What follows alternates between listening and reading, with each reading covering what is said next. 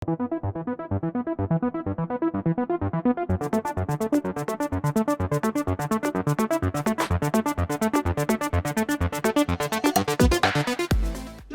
the welcome address, I request Mr. Sanjay Sahay, ex-IPS, founder and director, TechConPro Pvt Ltd.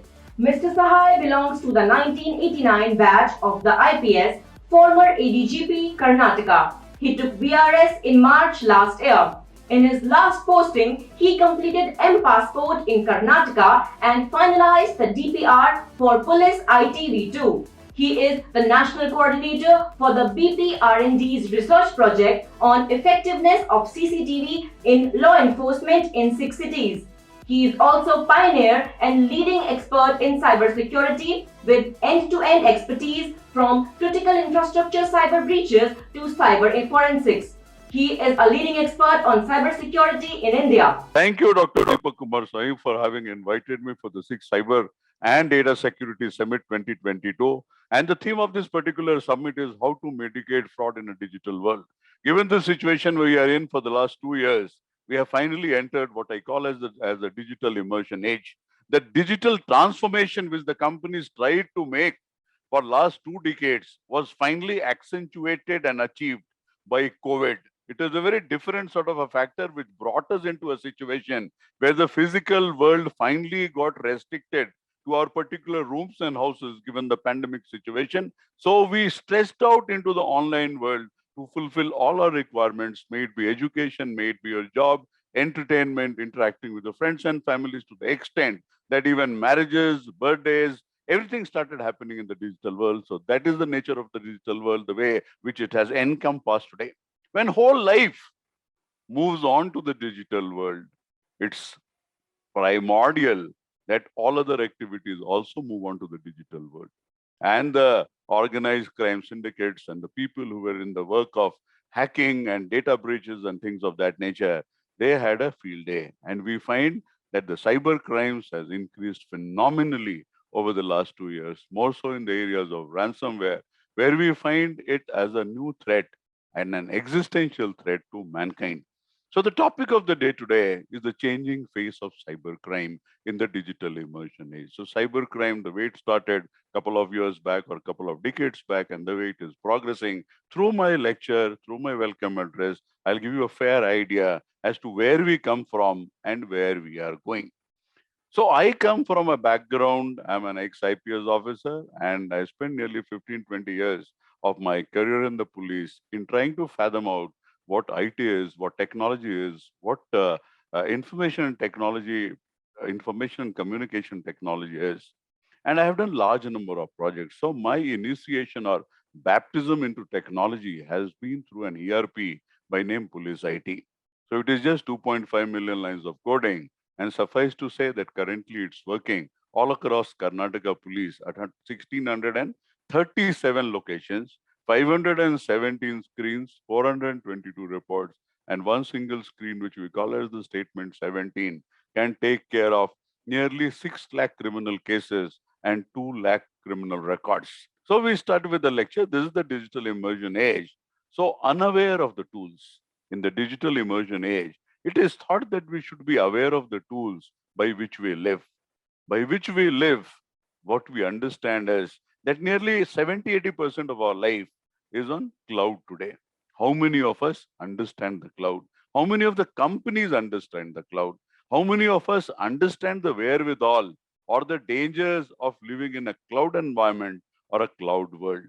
And the answer is very few of us, inclusive of financial institutions, of banks, insurance companies, government, even large number of police forces across the face of this earth. So finally, what has happened that we control the physical area and the cyber area remains uncontrolled for most part of our living space. So that is the challenge which we face. And cyber security thus has become very critical to our existence. Dr. Deepak Kumar Sahay has been trying his level best to bring the cyber security and the cyber awareness to the Indian population and outside. I've been also trying to do for the last 2 decades, but suffice to say that some amount of awareness has certainly gone down with the masses. But the level at which we are operating and the level of technology with which we are interacting on a day-to-day basis, I think our capabilities to understand it should be at a much higher level. Suffice to say that the technical specifications of a smartphone we know so well. But for that, we don't know most of the features which the smartphone has. And if it were to be hacked, if there has to be a key driver or a key logger which is impacting your phone, you'll not be able to make out that is the process which is basically trying to take information out of your phone. So today we have reached a place where cyber and physical are not two independent worlds. So cyber physical is one single continuum.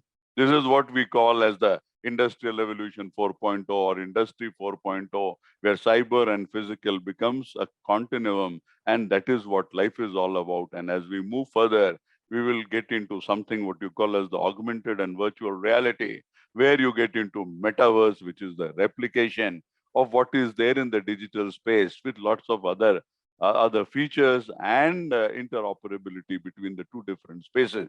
So coming to cyber crime, which is the topic of the day and the changing face of cyber crime, today we are in the midst of a cyber crime explosion.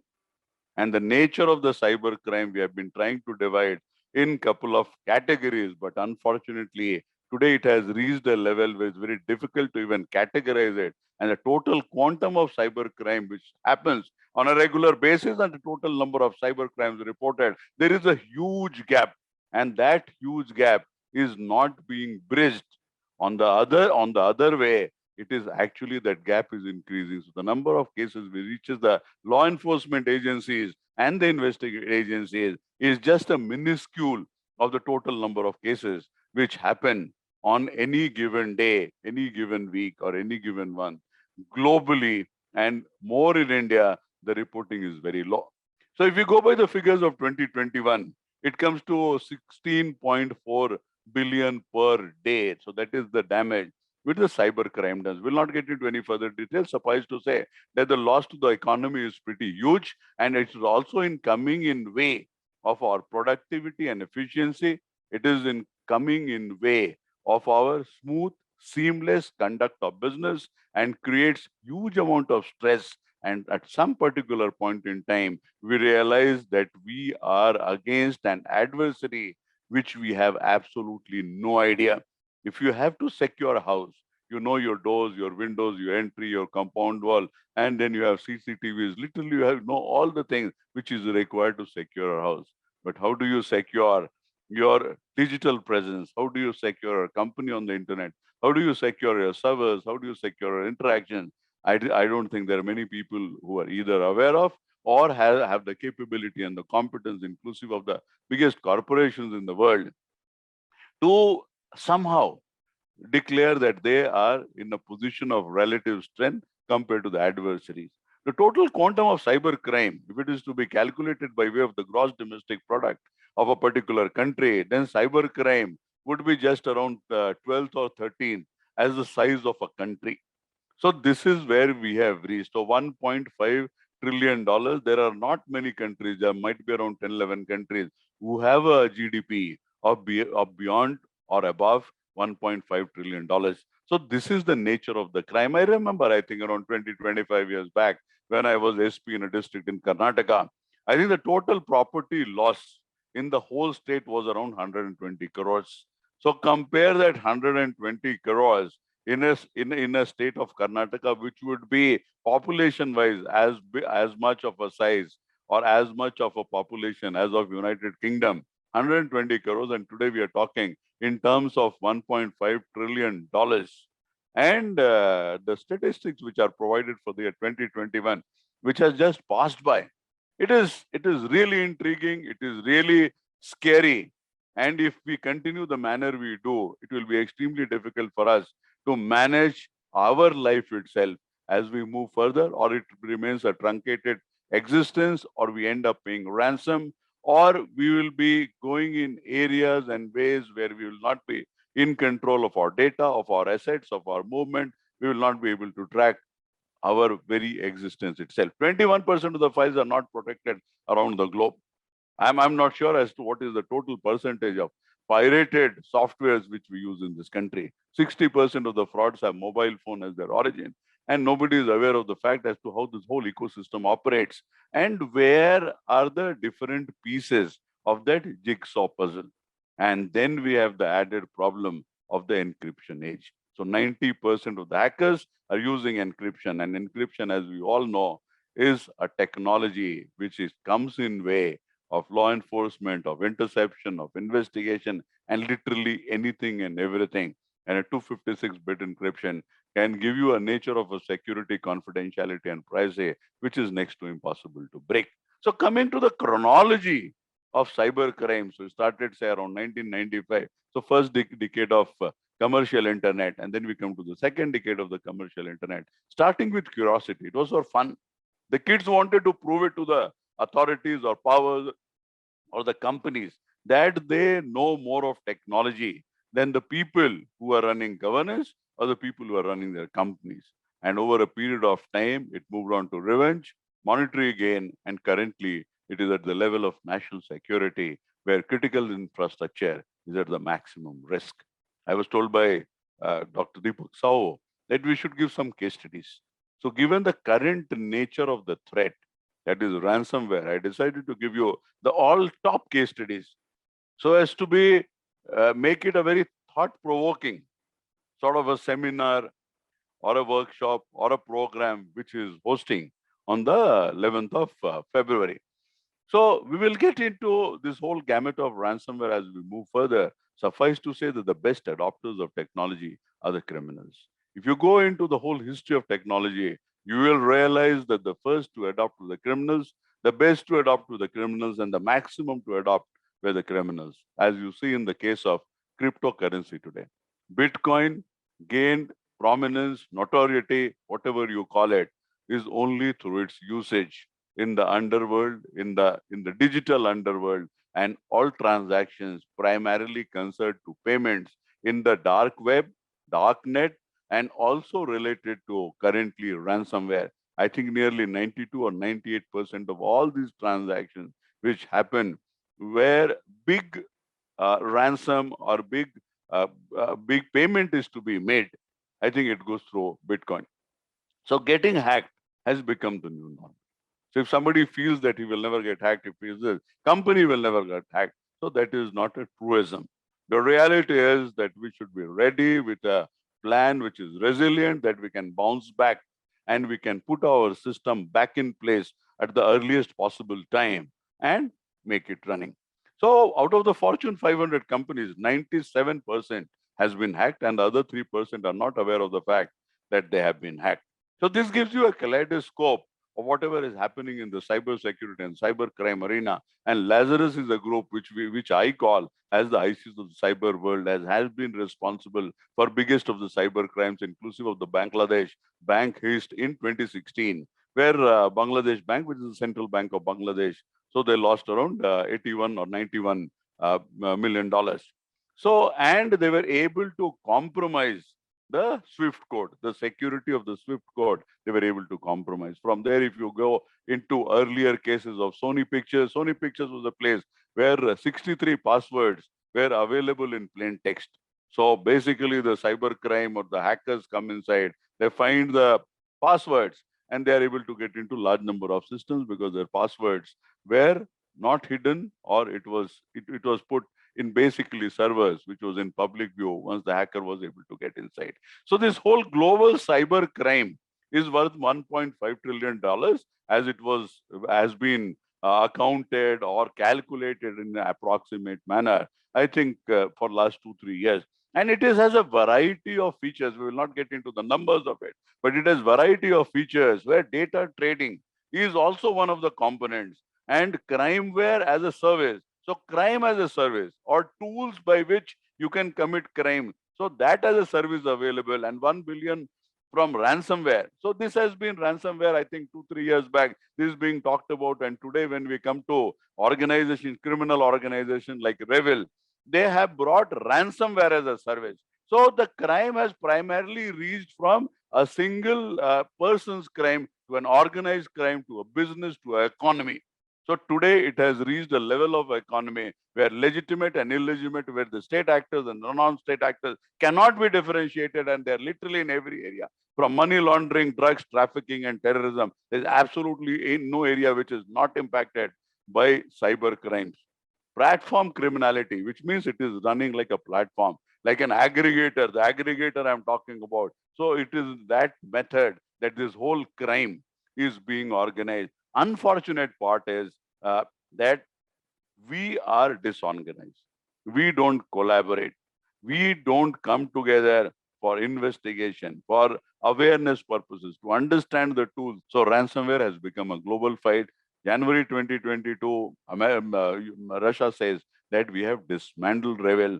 I don't know in which way, in which manner it will come up again, or it has already come up in the darknet. I have absolutely no idea. But for the time being, it is officially and legally claimed that Revel is dismantled. There are also on the other side organizations and companies which we supposed to propagate. There's a Romanian cybersecurity company called Bitdefender. Bitdefender was able to create a free universal decryptor for Revil and other ransomware recover of encrypted files. Sordinokibi and Revil. So all files which they have been able to encrypt. So this particular decryptor will be able to decrypt those files if they were encrypted before July 13, 2021. And because of this particular software or the decryptor, nearly 1,400 companies were able to avoid paying nearly 550 million in ransom. When we talk of ransom, I think around 90% of the ransom goes to some 80, 90 of these criminal gangs, and 50% or 60% of the ransom goes to some 15 of these gangs. So this is the scenario in which you are in. We are not getting into the smaller cyber crimes you are aware of. You know the target areas, you know critical infrastructure. BFSI is also critical infrastructure. So you broadly know what we are talking about. So if this is the scenario, at the individual level, what you can do. So today also, it is a weak password and a default password, which is creating problem at the individual level and also at the level of biggest of the companies.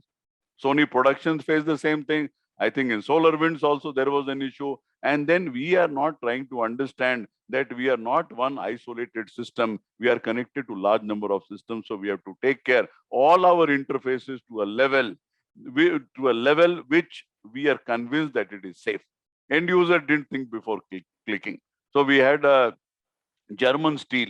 I think there was a phishing mail. The person clicked the phishing mail, and the whole system was compromised. After I think 15 days or something, they blasted the 4 blast furnaces. So this is where we are. Insecure configuration. I don't think we even look into it. And legacy of unpatched hardware and software.